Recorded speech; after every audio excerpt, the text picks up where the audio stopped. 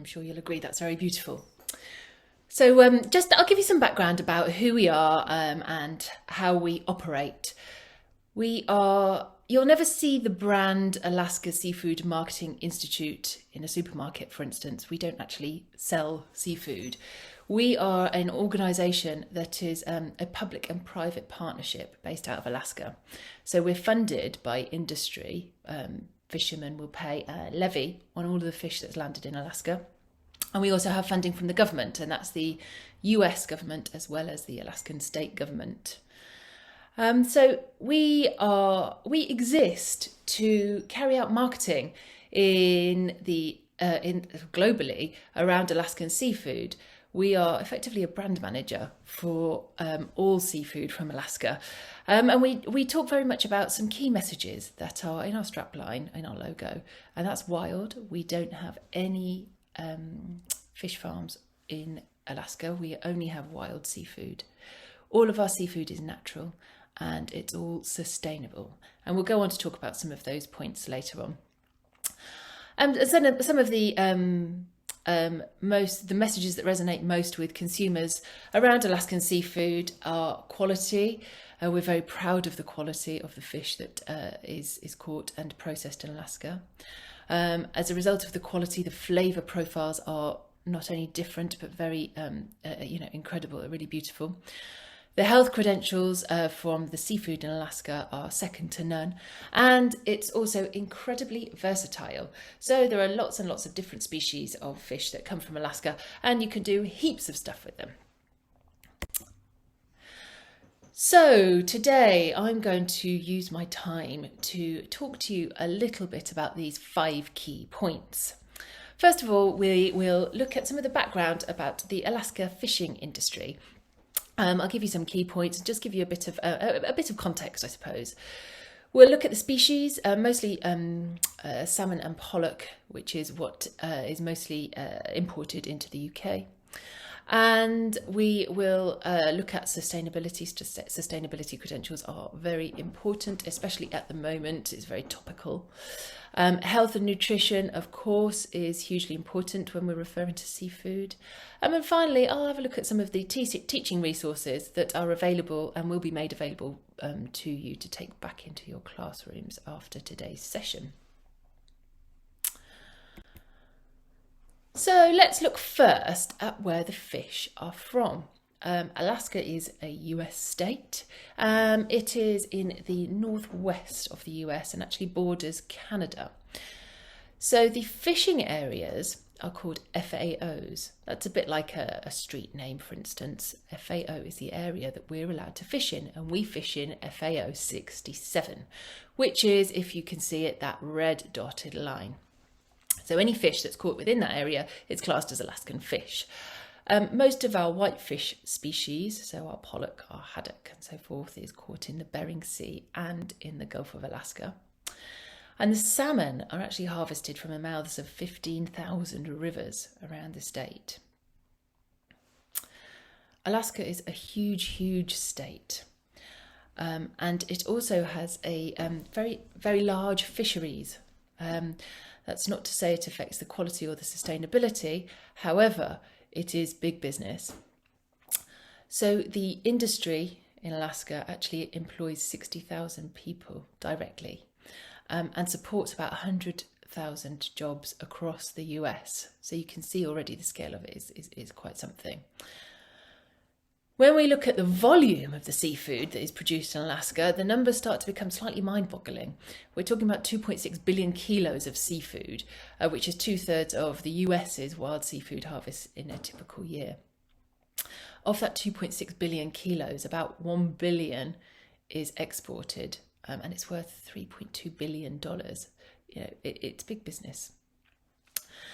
In nice, easier to understand terms, the industry produces enough seafood to feed everybody across the world at least one serving of seafood every year. But this is not at the expense of sustainability. It's very, very important that we note that sustainability is at the heart of everything that we do in Alaska. So let's look at some of the seafood that we fish for in Alaska. We are most well known over here probably for our salmon. And there are 5 species of wild salmon. We have the king, the sockeye, the coho, the keta and the pink, which we'll learn a little bit more about later. We have whitefish species, which is halibut. We have sablefish, which is more well known as black cod. So you will find that, you tend to find that in high-end restaurants, not to be confused with cod, whether that's an Atlantic cod or a Pacific cod, which is actually a completely different fish. Black cod tends to be in Japanese restaurants. You'll often find it served with miso sauce. Alaska pollock, which is part of the cod family, and you'll be very familiar with it from our supermarkets. We often see it in fish fingers.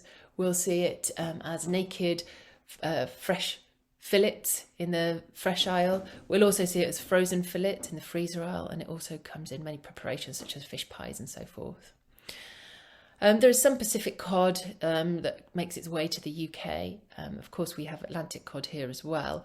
They're quite similar. The Pacific cod is slightly more meaty in texture. Moving down the list, we have sole and flounder. Now, we do get quite a bit of yellowfin sole in supermarkets here. It's quite often kind of lightly dusted, sometimes with some flavours added to it. Not much rockfish over here, although that is starting to find its way into the market. Then if we move into the shellfish category, we have king crab, which you might know from the world's deadliest catch. It's an enormous crab with the most delicious crab's legs, just eaten with melted butter. It's just fantastic. We also have snow crab and Dungeness crab caught in Alaska, as well as prawns, oysters and scallops, but none of those species really make their way over to Europe. Sometimes you might see them, but not very often. So let's take a look at Alaska pollock.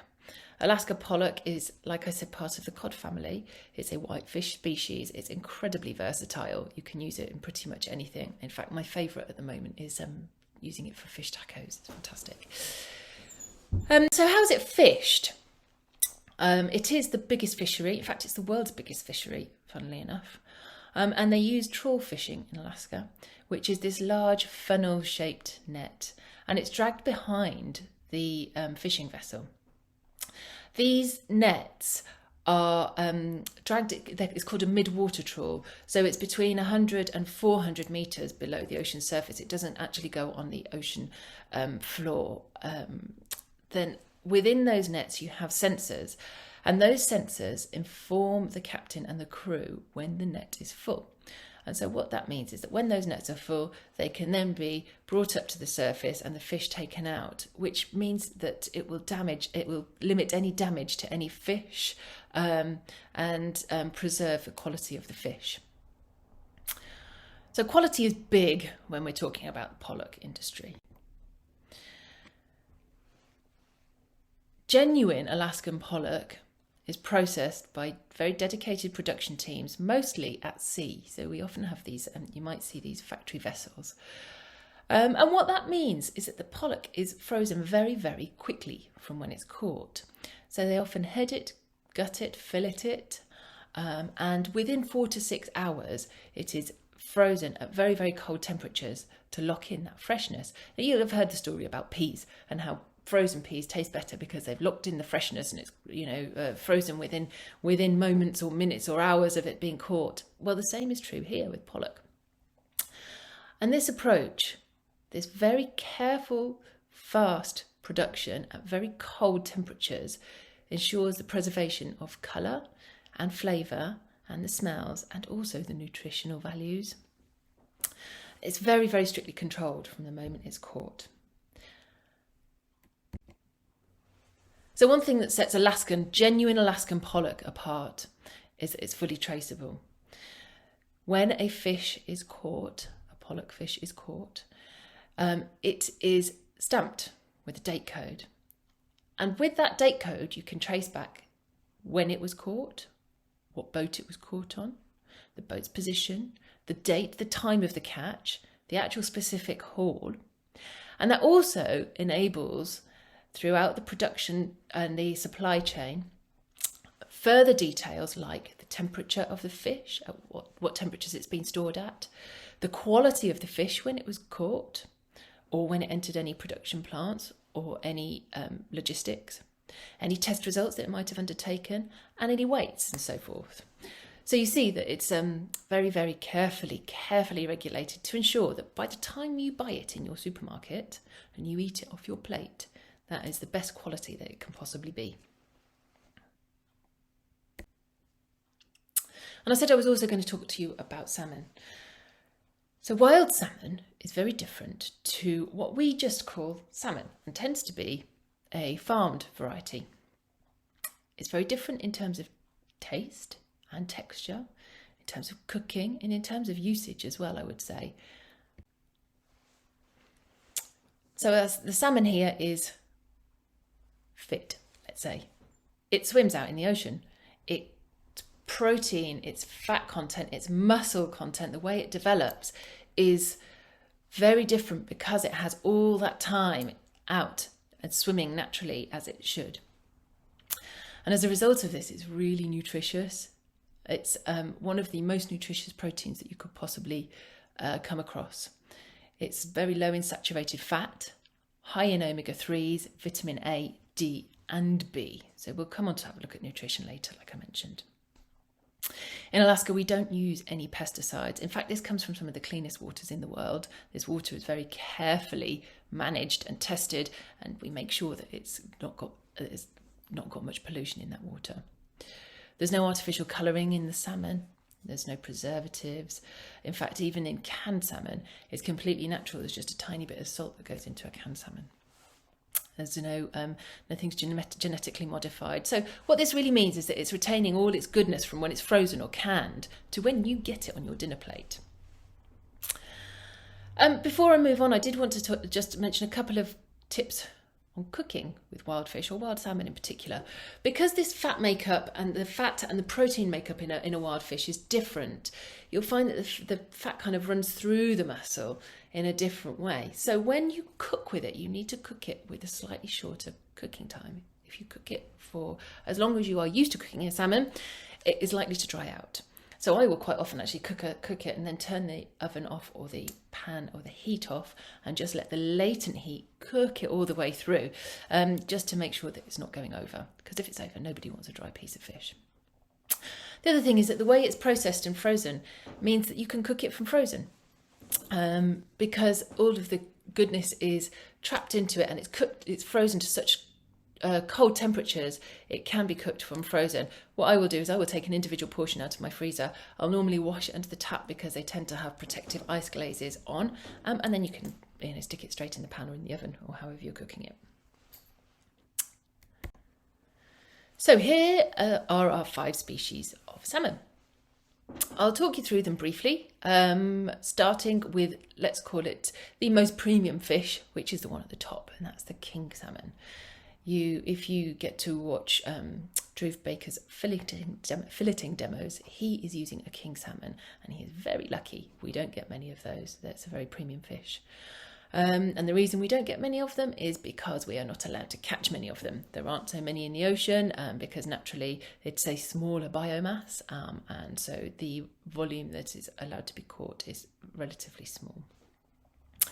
If you do get a chance to try some king salmon, it has a buttery texture, almost slightly lobster taste, I would say, from some of the crustaceans that it eats whilst it's out in the ocean. Then moving down, the second one down there is called a coho, also called a silver salmon. It's a beautiful fish. We get some fillets over here in the UK. It has a beautiful texture for centre of plate, for just having a plain kind of grilled or fried fillet with a little bit of sauce. It's got beautiful texture and flavour. Then in slightly the wrong order, this picture slightly in the wrong order, so the next one down in terms of value, if you like, is the sockeye, and that's the one that you might be more familiar with. It's bright red in colour. The flesh is, it looks like it's been dyed, but it hasn't. It's naturally that colour, and it's that colour from the shrimp, the prawns that it eats whilst it's out swimming in the ocean. And it's a very meaty texture. It's got very little fat actually, and so when you eat it, the mouthfeel and the flavour of it is so different to what you will be used to. If you see a sockeye, or it's also called a red salmon, in the supermarket, I would absolutely encourage you to give it a go. But remember just to cook it for that little bit less than the fish that you would normally cook, the salmon you would normally cook. Also to note, actually, if you see red salmon in a can, that is normally a sockeye salmon as well. Keta is the next one down in the list. We do get quite a lot of Alaskan keta here in supermarkets, also down if you're looking in the fresh aisle. It's possibly the most similar to a farmed salmon, most similar to what you would perhaps be used to. And then finally, pink. Now our pink salmon is the most, the biggest in volume, shall we say, and possibly the most versatile, very easy to use in salads, in pasta dishes, and also centre plate. In fact, if we are lucky, you may get a chance to use some in the future. So salmon is very seasonal in terms of when it's caught. King salmon can be caught year round actually, but the other species of wild salmon you'll see are caught very much through the summer months. That said, in the UK it is available year round because it's been frozen in the ways we've talked about, or the ways we're going to see as well, or canned. So you'll find that the salmon is available year round despite the harvesting timelines. We'll have a look at how they're fished because there's a huge challenge. Okay, these vast number of salmon, and they are running through very short periods of time, just a few weeks in some cases. So it's a big challenge. There's an area in Alaska called Bristol Bay, which is a big salmon fishing area. And through that area, sometimes you'll get more than 50 million fish running through in little more than 3 weeks' time. So there's a challenge for sustainability there. We need to ensure that enough fish are returning to their natal rivers to spawn so that there are enough fish for future years. And then once enough fish have returned to those natal rivers, then it is then that the Alaskan fishermen can go and catch some fish. So ensuring that these fish numbers are sufficient in the rivers is a big challenge. You will see here, this guy here, this is called a counting station, and we have many of those around Alaska where numbers of fish are actually counted upstream to ensure that enough salmon have left the saltwater and returned to the freshwater rivers for future years for spawning. And after that, salmon can only be caught in very tightly regulated areas in the state waters. Once those salmon are allowed to be caught, you'll find that there are lots of very small, boats that have been owned for generations of Alaskan fishermen and their families, and they will then go and fish those waters in very tightly controlled hours. As I said, they're only allowed, for instance, to fish that area for maybe 6 hours, 12 hours, 24 hours, whatever it is, to ensure that those fish stocks are maintained. The gear types for fishing in Alaska, we use 3 different types of gear types. There's one is trolling. The first one is trolling, and that is it's like individual lines which are dropped by vessels, and that is the most prized salmon that you could get. You then have purse seining, which is a circle net that is set, and then it's drawn closed at the bottom to catch schools of fish, and then brought up to the surface. And then finally gill netting, which is a net wall that is laid in the water. Sometimes there are 2 boats involved in gill netting, and the salmon schools are caught in that way. After the fish are caught, the salmon are often transferred from the fishing vessel. Bear in mind, these are small boats, often 1-person or 2-person boats. They're not overnight boats necessarily. They don't have capacity to store, lots and lots of salmon. So what they do is they transfer their catch to what is called a tender vessel, which is a larger vessel. and that will chill the fish and collect fish from all of these kind of smaller day boats. The tender vessel will then deliver the fish, the salmon, over to the processing plant, which tends to be on land, where they are iced, sorted by species. They head them, they gut them, and then they will grade them and freeze them, or send them for freezing or for canning. If they're frozen, they're very quickly frozen to temperatures of minus 18 degrees or lower. And what that means is it's really preserving that quality, same as we talked about with the pollock earlier. So like I mentioned, they're the two main species that you'll find in our supermarkets. There are others, most of which can be found in restaurants, so do keep your eye open for them. I'm going to move on now and talk to you about sustainability. Sustainability is part of Alaska's DNA. We've seen how the boats, in many cases, especially in salmon, for salmon fisheries, there are these smaller boats that are family owned.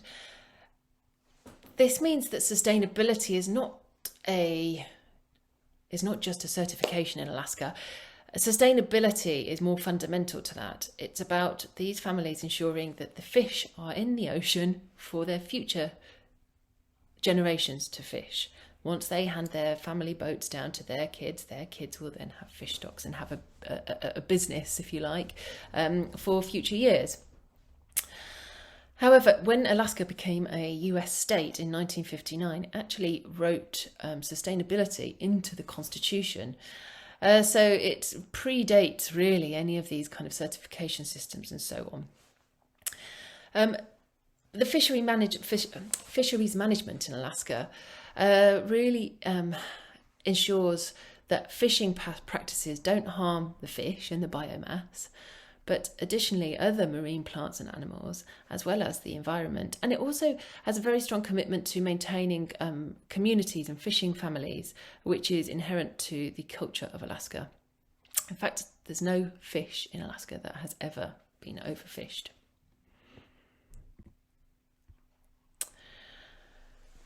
So salmon sustainability, we've looked a little bit at the sustainability modelling that takes place in Alaska with salmon, this mapping of the river systems, and then the counting of the escapement, the salmon escapement, so counting of fish upriver. We also control the opening of the fishing periods to ensure that this escapement is achieved and that we are achieving the numbers that are necessary to maintain the biomass for following years. We limit boat sizes, we limit the type of gear that can be used, and we limit licenses. It's very strictly regulated. And we also have aerial surveys in season to verify that that spawning is actually taking place. It's not just counting them, it's actually making sure that they are spawning. Bycatch, I often get asked about bycatch. It's not a huge issue for us actually. With pollock, we have a very low level of bycatch. These trawlers have very sophisticated devices to detect what fish are underwater and to ensure that they're not catching the non-targeted species. We have real-time satellite data which identifies where there is bycatch and not the targeted species, and we'll close that area, which means that there's no fishing allowed in that area. Additionally, the vessels have electronic devices, and that diverts all non-target species out of the nets. And that's pollock. So with salmon bycatch is really is not a big issue at all. If you imagine these millions and millions of fish, of salmon, they school so tightly, they don't mix really with other species. So you really, in commercial salmon fishing, you really don't get much incidental catch at all. So that's some of the background around sustainability. We of course have certification. You will probably be aware of MSC, which is the Marine Stewardship Council certification. All the Alaska fisheries have that. And you will probably see that on most of the packs of Alaskan seafood that you will purchase. All Alaskan fisheries also have a certification that is called RFM, Responsible Fisheries Management. And it's also an independent third-party certification program, which is local to Alaska. So moving on to health and nutrition, Um, a healthy, balanced diet should include 2 portions of fish a week, and that is government guidelines in the UK. And one of those should be oily fish. A regular serving is approximately 140 grams. Now, Alaskan seafood is from some of the cleanest waters in the world, some of the highest regulated waters in the world, and it's all wild. So it does mean that you've got an excellent source of protein that is low in saturated fat. So by consuming more Alaskan seafood, you'll strengthen your immune system, you will lower your risk of heart disease, and you'll reduce the buildup of any plaque in arteries. But looking at some more specifics around seafood, you'll see here the vitamins that are most abundant in Alaskan seafood. There are heaps of vitamins in it, but these are the ones that you're really going to find that are over-indexed in Alaska seafood. That's vitamin B12, which is good for red blood cell formulation. We've got vitamin D, which is a big one now, because people haven't been getting outside with lockdown, and really need to be getting their vitamin D in. One portion of Alaska sockeye salmon is the same is over your daily recommended intake of vitamin D. Vitamin D, which is vitamin A, which is necessary for your eyes, as well as a whole heap of other organs and your immune system. And then minerals, we see high levels of zinc in Alaskan seafood, which is good for immunity. Calcium, which is good for bones, especially if you're eating some of that canned salmon that isn't skinless and boneless, which has actually got some of the soft little bones inside. Then that is hugely beneficial to your calcium intake. There are high levels of selenium, which reduce the risk of cardiovascular disease. Iron, which give you energy, and you need iron to prevent anemia. And potassium, which regulates the balance of fluid and your muscle function, as well as your nerve signals.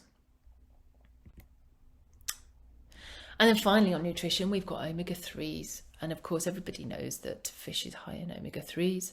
And it's very good for your brain. I always tell my son how much it makes his brain bigger if he eats fish. But wild Alaskan seafood, has the highest levels of EPA and DHA, omega-3s on the planet. So what this does is it's anti-inflammatory, but it's good for your heart health, your brain health, and also if you're pregnant or breastfeeding. So the last thing I wanted to talk to you about, coming towards the end of my time, is about the resources that we have made available for you following this workshop, which I hope that you're going to find useful. You'll see later on, you'll have some demos from Drew Baker, who we've worked with for a number of years. He's been out to Alaska, and I hope that you find some of his demos and some of his recipes useful. He'll be showing some filleting as well as some recipes which will be made available to you. If you watch this space, we're also working on some other exciting developments, so do keep your eyes peeled on Facebook for any announcements in the future. In the meantime, we have launched our Alaska Seafood University, and I'd really dearly love you all to complete this. This is an online training course which gives you a deep dive into Alaska seafood. There are several modules for you to cover off in your own time. And once it's all completed, you will get a completion certificate, which is great for your CV. The modules include, they're very interactive, they include the Alaska Way, which has seasonality, sustainability and so forth in it. We cover off nutrition in a bit more detail than I've covered off today, as well as some more, a kind of deeper look at some of the different species from Alaska. If you think this is relevant, I would love for you to consider this for some of the blended learning that you may be doing with some of your students and your pupils, because they may well find this interesting and useful to complete. We'll also make available this brochure online, so you can download this. This is Sustainability in Alaska, which covers off a whole, not just certification, but everything from fishing families through to certification, through to gear types, through to how the fish are harvested out of the water. We also have lots of nutrition resources for you. This is actually on the Alaska Seafood corporate website, and it has sections on nutritional values. There are white papers and brochures and leaflets and all sorts for you to download and look through there. And we have downloadable posters for you. You've seen that first one, Seafood for All Seasons. You saw that one earlier on in my presentation. And this other one here is a nice downloadable poster for your classrooms, which shows the different seafood species and where they're fished around Alaska. Now, all of these will be available for you to download from the Facebook group. There is going to be an Alaska Seafood dedicated unit for you, so you can download those resources there. And like I said, we're working to get more resources sorted for you for the new academic year, so do keep your eyes peeled. So that's all I wanted to cover off. I wanted to thank you once again for your time today, and I do hope that you enjoy the rest of the session. I will be available for Q&As later on, and like I said, please do enjoy some of Drew Baker, who was MasterChef winner. His demos look fantastic and tasted fantastic. I was lucky enough to be there. So I hope that you can recreate those in your classrooms. I'm going to leave you with a very short video just so you get a flavour of the beauty of Alaska.